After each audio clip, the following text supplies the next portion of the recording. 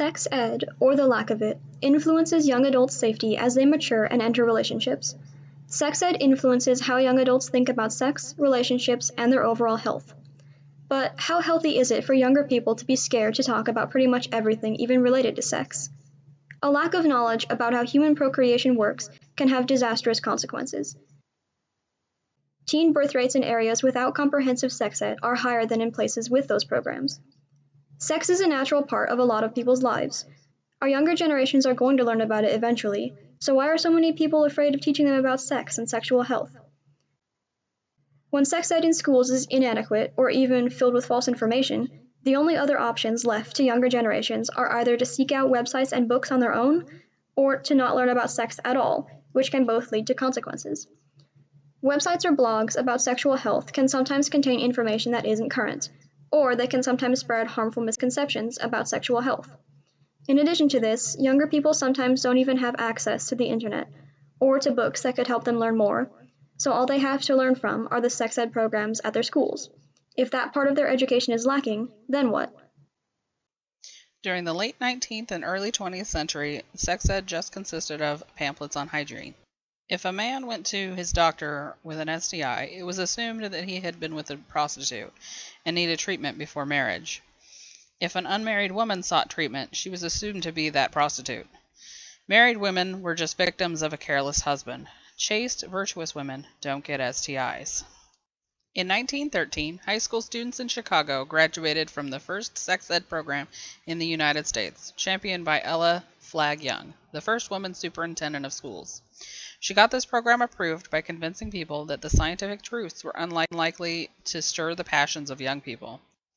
She maintained that the scientific method was always fact-based and that moral codes and science weren't mutually exclusive.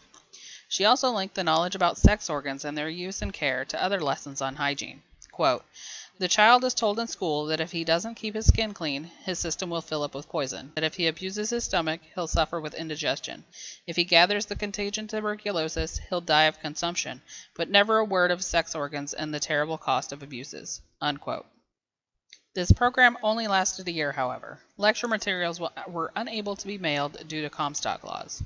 Comstock laws made it illegal to mail or ship any materials of a sexual or depraved nature. Around this same time, the military was having issues keeping soldiers battle-ready due to syphilis outbreaks in Europe during World War I. They distributed prophylactics and info pamphlets to soldiers. In the 1930s, the Office of Education began training teachers to teach sex ed and producing educational materials, including a video about puberty from 1955, published by McGraw-Hill. It explains the changes to our bodies during puberty. Things continued like this until the late 60s and early 70s when religious conservatives saw the new sexual revolution as a threat to traditional values. Pamphlets such as the one on the left were released. The 1980s brought the HIV epidemic. The inclusion of HIV prevention education was mandated in every state by the mid-1990s. Also in the 90s, evangelical Christian political power grew. The 1996 Personal Responsibility and Work Opportunity Reconciliation Act, or Welfare Reform, added federal funds to promote abstinence-only sex ed, referred to as Title V funding. Funding for this program tripled by 2006. Programs using such federal funds are required to teach that non-marital sex is likely to have harmful psychological and physical effects. Discussion of contraception is prohibited, except in the context of failure rates. Most of the argument for this approach has come from one man, Robert Rector, who claims that virginity pledges lead to improved life outcomes. However, his studies are not peer-reviewed. Peer-reviewed studies have concluded that abstinence-only programs don't work, and any gains in reducing teen birth rates are because of more consistent use of contraceptives, as well as increased efficacy of them. These abstinence-only programs are where the stories of fun games where everyone picks a petal from a flower come from, as well as lies about condom failure rates. In 2010, the Obama administration created the Teen Pregnancy Prevention Program. It's credited with contributing to a substantial decrease in teen pregnancy rates from 2007 to 2015.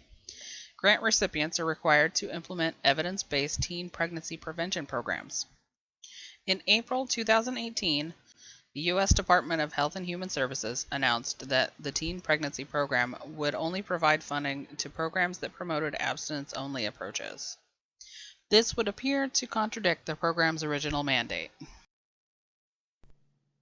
The science versus moralism stance is very present in debates about sex ed. People on the science side insist that young people need to have accurate information about their bodies, while people on the moralism side insist that this information will encourage young people to have sex before marriage.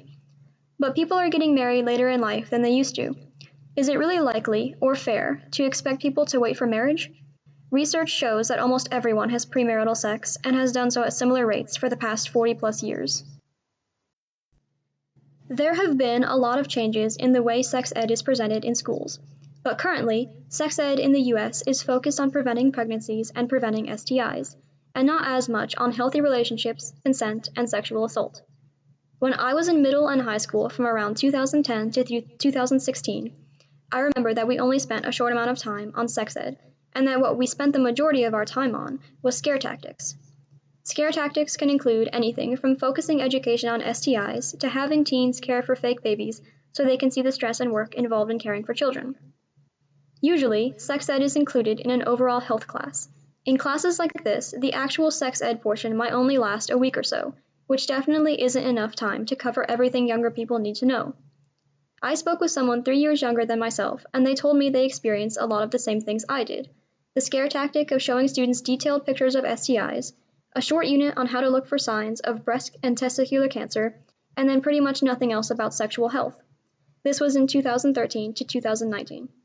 Sex ed hasn't changed all that much in the past few years, which is why I believe we're seeing more blogs, YouTube channels, and other informal media that provides information about sexual health. Today, only about half of teens receive sex ed instruction before they have sex for the first time. Only 20 states require information about contraceptives, while only 20 states and DC require that information to be factually accurate.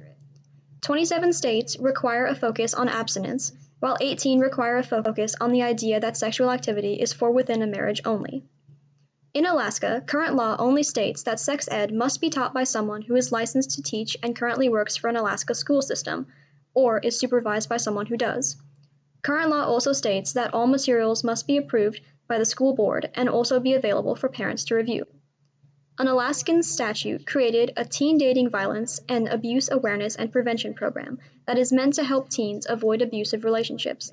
It's optional and, in some places, only available to high school seniors. House Bill 7 would amend the Sex Education, Human Reproductive Education, and Human Sexuality Education statute to include language consistent with abstinence-only ideology. House Bill 7 would also amend the current statute to not allow students to be taught about, quote, the intricacies of sexual intercourse, homosexuality, gender identity or expression, the use of contraceptive methods or devices, sexual activity out of wedlock, unquote. Sex ed has changed a lot through the years, but right now progress is at a standstill. Scare tactics, abstinence-only programs, and even myths remain in the curriculums. Many teens do not receive adequate sex ed before having sex for the first time, which leads to a higher rate of teen pregnancies and sexually transmitted infections. The debate on what to teach kids, how much to teach them, and when to teach them persists.